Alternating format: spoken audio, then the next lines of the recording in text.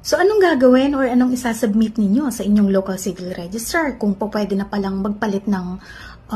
pangalan or first name sa inyong local civil registrar or po pwede nang ipakorek yung mga maling spelling ng inyong apelido, ng inyong middle name o kaya ng inyong first name.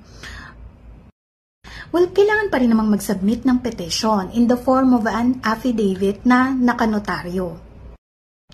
Dapat nakalagay doon sa affidavit yung merits ng petition at kung bakit kailangang i-grant ng inyong registrar yung pagko-correct ng spelling, yung pagpapalit ng first name, o kaya yung pagpapalit ng inyong gender, o kaya yung date and month ng inyong kapanganakan.